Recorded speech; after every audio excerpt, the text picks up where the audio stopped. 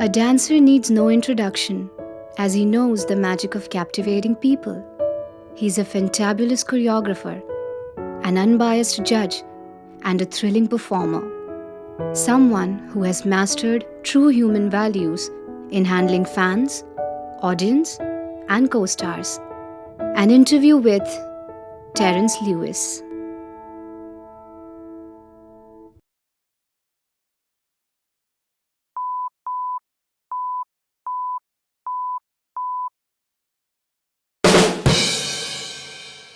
Who are just going to kind of... Sorry, I'm so sorry about that. Can we fix that?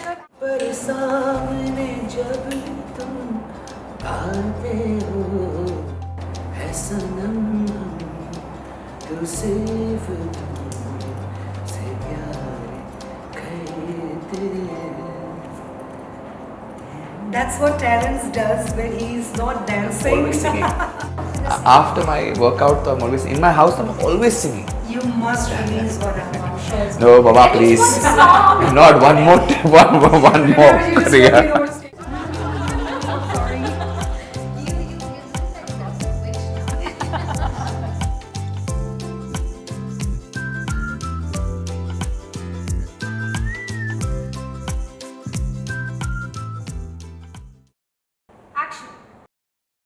Hi Terence, it's really a pleasure having you on this show. Pleasure to see you again, and Thank you so much. Always a pleasure to get interviewed by you because of the amazing questions and how at ease you put your interviewer. Oh my God, you have made me so glad after speaking this.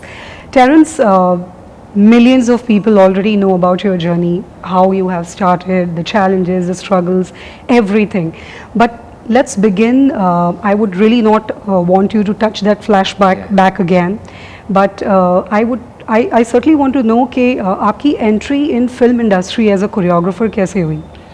So ये एक accident हुआ. Actually मैं dance में काफ़ी असफल रहा because I was trying to teach dance. What are you saying? या मैंने अपनी होटल मैनेजमेंट का कोर्स किया, मुझे एक नौकरी भी मिली थी होटल में. मैंने फ्लाइट पर से का कोर्स किया था, वो भी मुझे नौकरी मिली. बट कहीं ना कहीं मुझे डांस से बहुत लगाव था. डांस, थिएटर, सिंगिंग में बहुत शौक था. थिएटर में मुझे पता कि बहुत पैसे मिलते नहीं हैं. सिंगिंग का करियर तो होने से रहा. सो समवेयर आई फेल्ट कि डांस का जो है वो maybe I might be able to make it. That time dance was not such a big deal क्योंकि उस ज़माने में कोई डांस क्लासेस वगैरह होते नहीं थे. There was no dance reality shows either. But somehow मुझे लगा कि डांस के साथ मुझे कुछ करना चाहिए because somewhere I feel very confident और मैंने ऑलरेडी बहुत बच्चों को सिखाया था घर जाते जाते.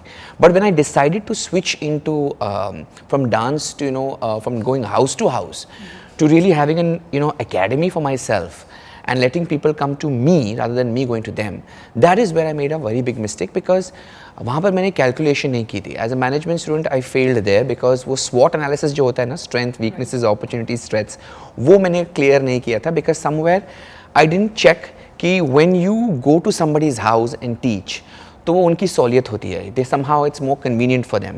Also, I'm going to teaching children. So what happens is you don't need a driver, and even if you have a driver, conservative families will not send their daughter or their son to a class alone.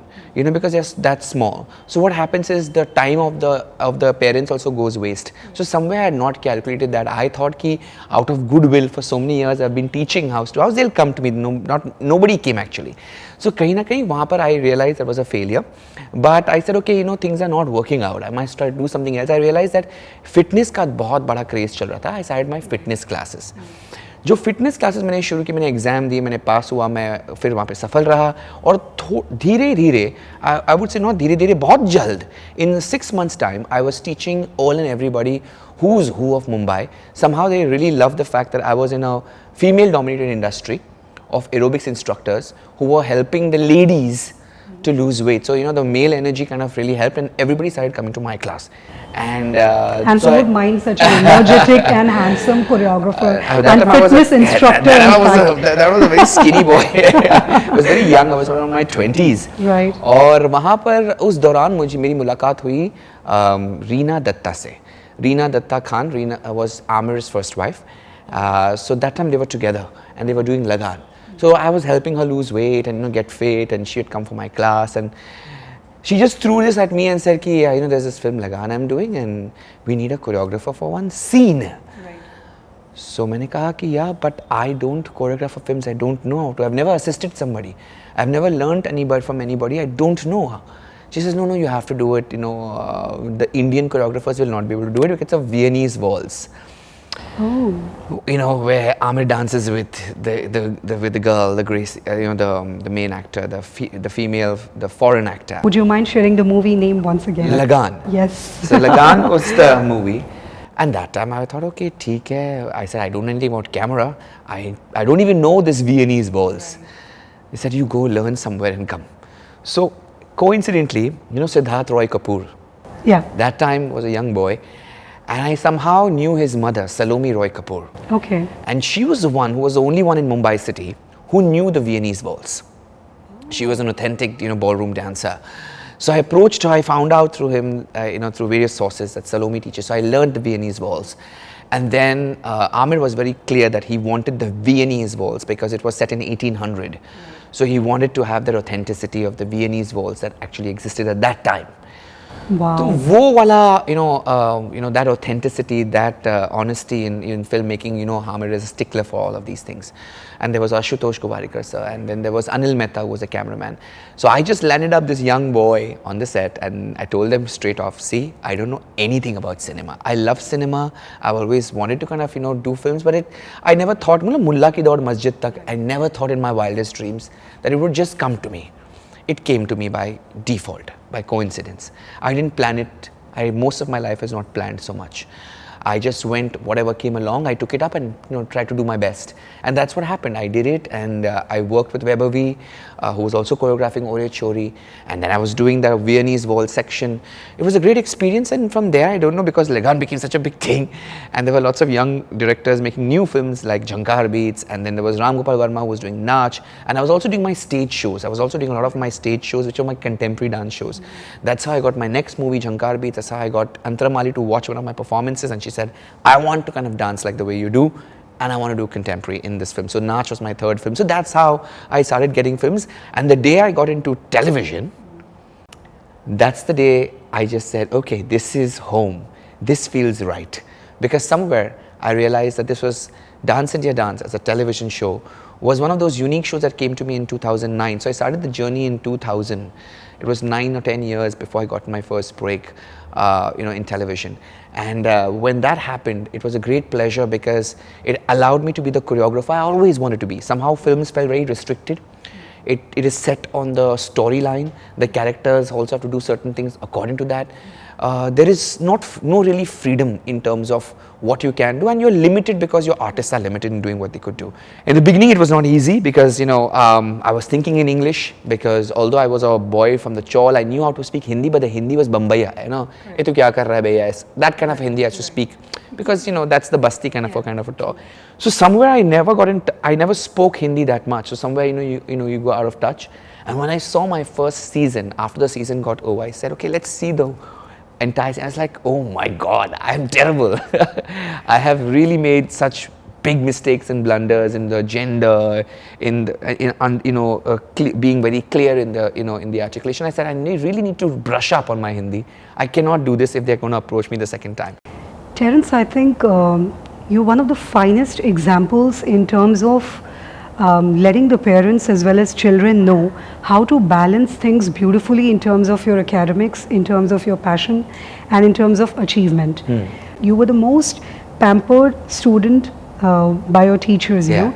All I remember of all my school life was I was just this boy with this big eyes, and I was like, everything fascinated me. People fascinated me. Subjects fascinated me. I just loved to know. Like, I used to pick up books of my brother who was 4 years older and read his books in the holidays. Do you remember your favorite teacher's name? Yes, absolutely. There are many. One in primary school was Penny Fonseca. Okay. Penny Fonseca was one teacher who taught me English and history, geography, because she was in the 4th standard. What I loved about her, that she never treated us like children. My next teacher that I loved very much was my Hindi teacher, right. Sir Thomas. He no longer, he passed away a few years ago. The other teacher there was Mrs. Hegde. She also was very important and influential because I just loved the way she carried herself as a teacher. She always wore this crisp cotton saris, okay? She always spoke so elegantly, and she was classy. I always said that if I get a wife, it should be like her. Because she was so dignified. She was so classy. She just knew how to deal with us.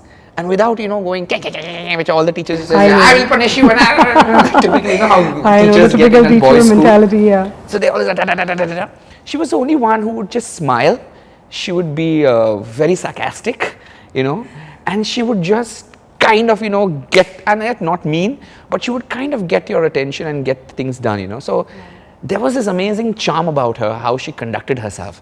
The most amazing teacher in my life, who really, really, really kind of, who I completely respect and I'm in touch with him today, is Professor Jayant Prabhu. He taught me organic chemistry in St. Xavier's College. I think I've never experienced a teacher like him who was so dedicated. Wow. He was so dedicated because when he taught the subject, I'm not kidding you, art students used to come and sit and they would understand the subject. A teacher touches eternity. You never know where its influence ends. Yes. If you hang around with people who are intelligent, who are creative, who are smart, who are inspiring, there is no chance, no matter what kind of low life you've had, no matter what kind of economic, social strata you come from, your life is going to be superbly impacted if you have lived with those people for enough time to kind of, have their influence, because on the subconscious layer, they are going to completely invade you, and in a good way. I discovered a Terence Lewis that otherwise I would have never known being in India. What was your first, what was that first thing that you were really waiting for a long period of time and you actually bought that once you received a big amount of money? I think it's my house. Really? Yeah, it was a house that I've been hunting in Mumbai for 7 years. And I was very picky because I didn't want my house, as I opened the window, I didn't want somebody else to look into my room, any of my rooms. And I just felt that houses in Mumbai were like matchboxes. And although I come from a matchbox house, but somehow I felt that, okay, when I have a house, I just don't, because I'd seen my other friends' house. They lived in Malad and Goregaon, and they were these towers. Yeah. So somewhere I felt I was really amazed at, when they had got these high rises. I loved the view. I thought, either Imperial Heights or one of those things. I grew up in a chawl. I grew up in a 220 square foot house with 8 siblings, real siblings, and 4 cousins. We slept outside, our toilets were outside, we had very minimal resources, but my mom and dad and my siblings, and especially my mom and dad, they were very hard working, and they said, even though you're born here this way, but if you really work hard, they told all of us, you can really change your destiny, and education will help you, so really educate yourself and take your education seriously.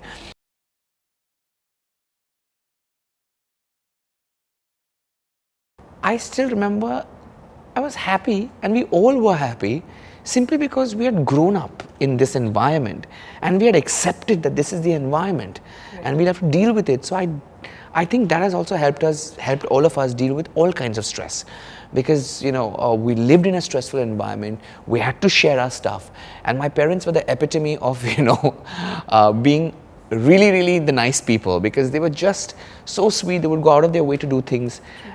They lived by example. They walked the talk. My mother was extremely dignified. My father was a proud man, very proud of his wife, my mom, because of the way she carried herself in the entire chawl. People respected my mom and dad. So I think it kind of rubbed off on us also, to live the life that they had set out for us. Very, very religious that time. My mom, all of us had to pray. All of us had to eat together. So we were a big family.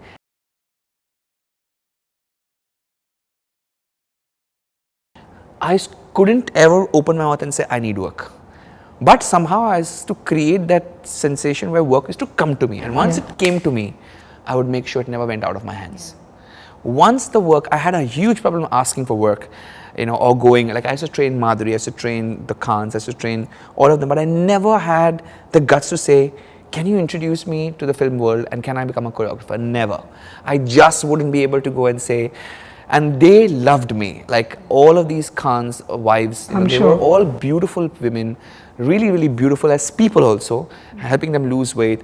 And I had a great rapport with them, also with, you know, all the big stars. But I never could possibly open my mouth and say, sir, you know, I'm a choreographer also and I would love to get an entry. Just couldn't. It wouldn't come out of my mouth. I guess I need to kind of learn that it's not good to be this proud. You didn't have to. You didn't have to ask for work I because guess I just felt that, you know, if I'm really talented and if I'm really worthy, you know, it will come to me at the right time. So I always felt that I'm putting my work out there, but I'm not going to force people to kind of give me work because I feel I want to get it on merit. I also feel that if you genuinely work towards what you love doing, I kid you not, that sensation of doing what you're doing, what you love, there can be no bigger reward. I've had this, obsession for, you know, breaking my own, you know, stereotype of who I am constantly. I was in a certain look, I looked a certain way, I wanted to change that. I felt I was perceived in a certain way, I wanted to change that. I just love the idea of breaking all the perceptions that people have, because I think that gives me a kick. And I kind of gauge it and I say, okay, let's bring on a new aspect to myself that will completely be something that people have not expected. And I think I like that as a challenge. That's why even in Nachpali, when I came back as a judge, I had completely transformed my look, my face, my features, everything, simply because I thought I wanted to kind of change and rise up to another task, another break the situation, monotony, break the basically, monotony of yeah. how I am. So yeah, so I like that. I love that aspect of my life.